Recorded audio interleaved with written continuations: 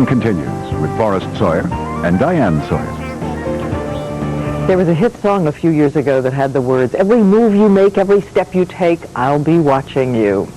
Well, we live in a time when there are enough cameras around to create a video diary of your day-to-day life. In fact, after we first saw this story last winter, a number of people decided that maybe they wouldn't behave quite the same in elevators. That's because Robert Krulwich set out to learn who we are and what we do when we think we're alone. I don't think there's any such thing as too much security. I don't believe that there is. And at the Plaza Hotel in New York City, the more cameras on the guests, the better, says the owner, Donald Trump. What they get is great crime prevention. And it's very interesting. And they get a funny feeling at the back of their neck that there's somebody watching. Like right now, I don't know where you're looking at me from. And it's just a teeny bit disturbing. And if you're a bad guy, you're not coming here because you know the plaza is loaded. But what if I'm a good guy and I don't like that feeling? I'm not coming. If you're a good guy, you come because you know you're totally safe.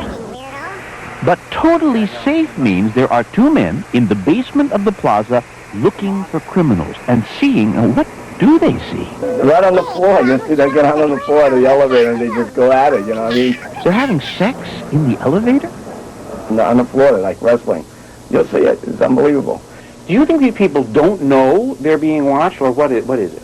We look at it this way. If it doesn't interfere with other guests, whatever you do in the elevator is on your own. As long as there's no other guests in there, we won't stop you. So I guess we're supposed to get used to being watched all the time. But I wondered, what would it be like to be the spy, to be the one watching?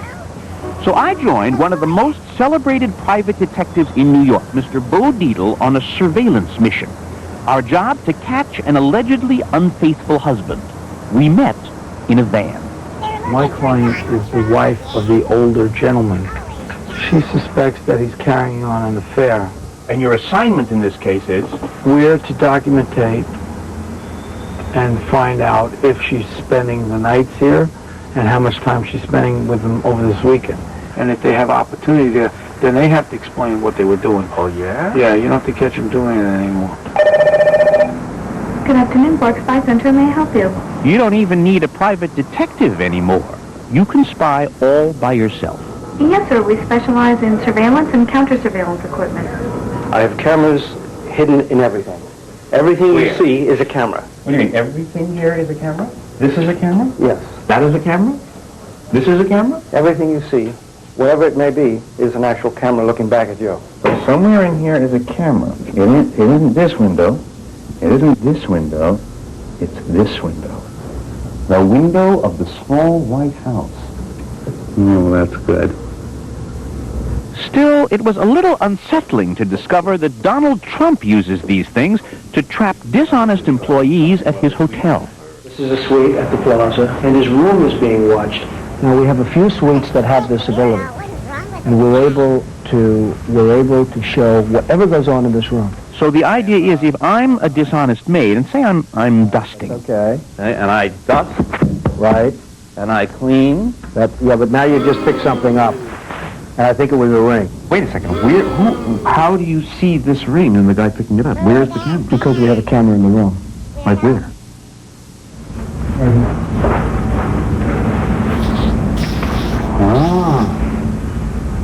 So it is a service of this hotel that they will bug all the rooms, or whatever the correct legal term is. They will surveil all the rooms at customers' request. Right.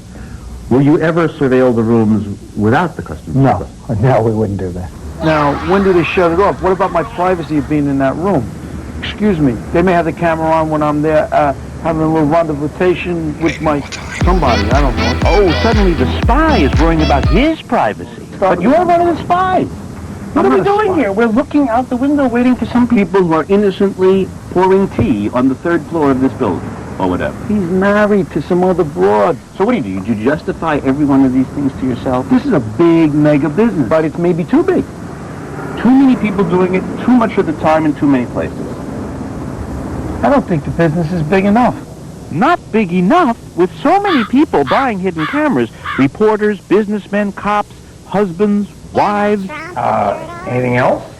Parents checking on the babysitters, on nannies, and make sure On nannies? Absolutely. Everybody wants to know what's going on.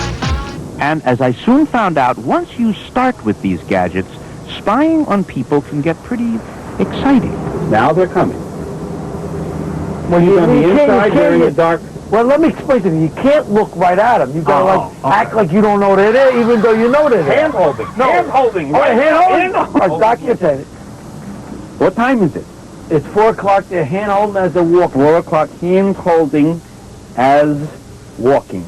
They're going to come right, they will come on this screen, hand holding, if I'm not continue to hold their hand. They continue to Okay, hold on a second. Wait a second, here they come. Who are you on the phone with? Nobody. Oh, all right, You get me nervous. All right. I ain't talking to nobody. here they come. Here, on Oh, we camera. have handholds.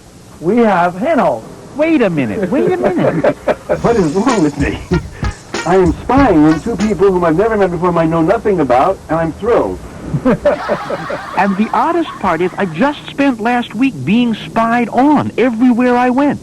What is the lesson of this? The lesson, says Bo, is get used to it. It's something that you have to live with. The fact of the matter is everything you do is being looked at under a microscope. You know, today we were sitting here under surveillance and we were being photographed from space. Who?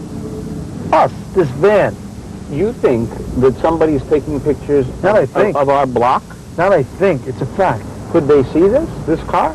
This size, they could see up to 1 meter from space. They could see a lot more than that, but it's classified. Amazingly enough, we checked and Bo is right. A satellite 450 miles up in space can see, now this is New York and Long Island, and moving down this is Manhattan, and this is Central Park, and now this... Whoa. This is as close as we ever get. Bob Penninger, who works with satellite photos, agreed to help us, but there is a national security law that does say no one can show pictures from space that get in much closer than this, so we have to stop. But without breaking the law, Bob Penninger agreed to show me a simulation, a computer simulation, of what I might look like on this bridge from 450 miles up in space. Okay, so we're now here back over Central Park. Right. You've lowered the angle, so the satellite's lower in the sky. And we're moving down. Coming into focus, getting closer now. You'll soon see me this close from 450 miles up?